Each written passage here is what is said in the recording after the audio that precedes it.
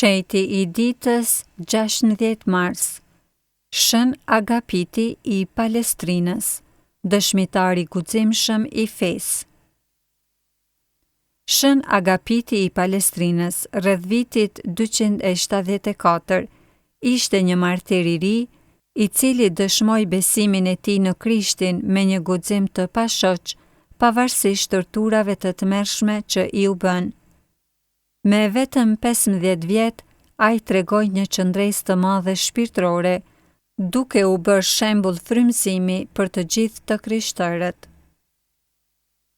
Agapiti ishte një i ri i krishterë që jetonte në Preneste, qyteti i sotëm Palestrina, pranë Romës.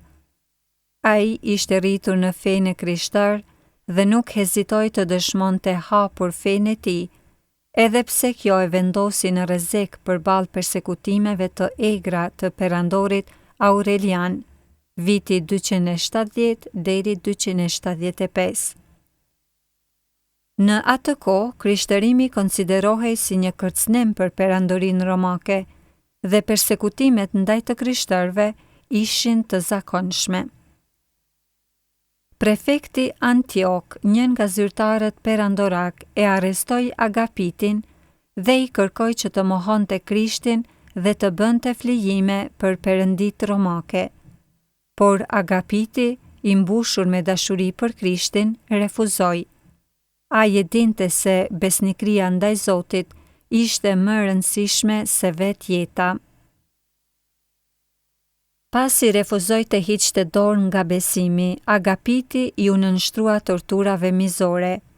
Ai u var me kokë poshtë mbi zjarrin e ndezur, me shpresën se dhimbja do ta detyronte të mohonte Krishtin, por ai qëndroi i palëkundur, duke duruar vuajtjet me një forcë të mbinatyrshme.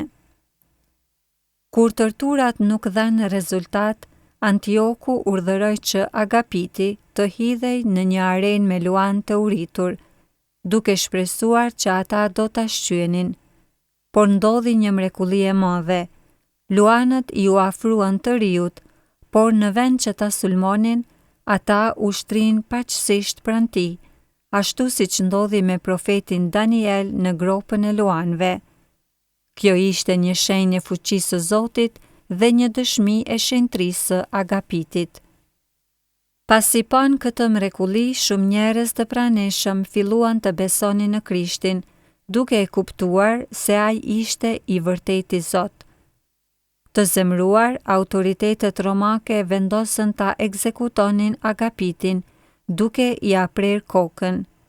Ai u martirizua rreth vitit 274, duke kaluar nga kjo jetë në lavdinë e përjetshme. Menjëherë pas vdekjes së tij, besimtarët filluan ta nderonin si shenjtë. Në shekullin e 4, mbi varrin e tij në Palestrinë, u ndërtua një kishë e cila më vonë u restaurua nga Papa Leoni III. Reliktet e tij ruhen edhe në manastirin benediktin të Kremesit në Austri, ku ai nderohet si mbrojtës i besimtarve.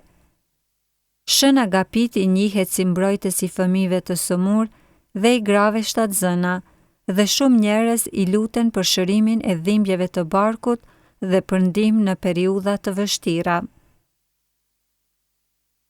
Shembulli i Shën Agapitit për ditët e sotme. Jeta dhe martirizimi i Shën Agapitit na mëson të qëndrojmë të fortë në besim edhe kur përballemi me sfida dhe vështirësi. Të mos friksohemi për të dëshmuar Krishtin në botën tonë, pavarësisht presioneve. Të kemi besim se Hyi na mbron dhe vepron për ne edhe në situatat më të errta.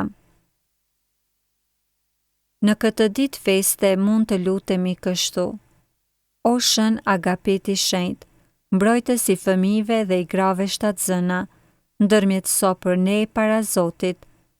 Na jep forcë për të qëndruar të palëkundur në fe, sikurse ti qëndrove i patrembur për Krishtin. Na ndihmo të jetojmë me guxim dhe besnikëri ndaj Zotit, duke u bërë dëshmitar të dashurisë dhe mëshirës së tij.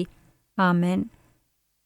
Shembulli i Shën Agapitit le të na frymëzoj që të mos friksohemi nga sfidat e jetës, por t'i përballoj me guxim dhe besim që vjen nga Zoti.